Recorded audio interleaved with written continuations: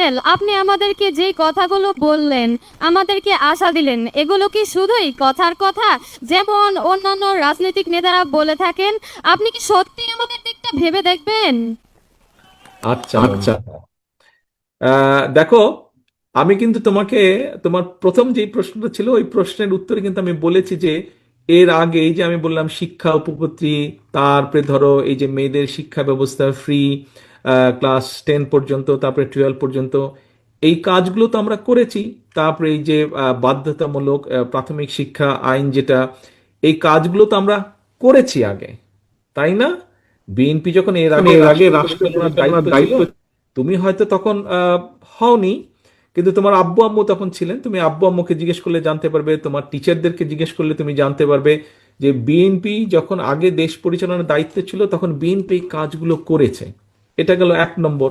কাজে আমরা করেছি কাজ, আমাদের রেকর্ড আছে বিএনপির অতীতে যে এই কাজগুলো করেছে শিক্ষার জন্য। সেই জন্যই মেয়েদের এনরোলমেন্ট বেড়েছে, মেয়েরা এগিয়ে গিয়েছে, ছেলেরাও যেমন এগিয়েছে মেয়েরাও সাথে সাথে এগিয়েছে। এই গেল একটা। আর দ্বিতীয় বিষয় হচ্ছে, সামনে একটা নির্বাচন আছে, তুমি তোমার আব্বু আম্মুকে বলবে যে আঙ্কেলের সাথে আমার কথা হয়েছে, আঙ্কেল বলেছে, আঙ্কেল যে আঙ্কেলরা সরকার দায়িত্ব পেলে আঙ্কেল তারেক আঙ্কেলরা এইভাবে এইভাবে আমাদের শিক্ষার ব্যবস্থা করবে।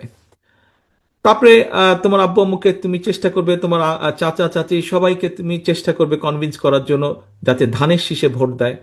আর যদি আমরা না করি তাহলে পরের বার তুমি আর আমাদেরকে ভোট দিও না, হয়ে গেল। একবার ট্রাই করো। অসংখ্য ধন্যবাদ। ধন্যবাদ।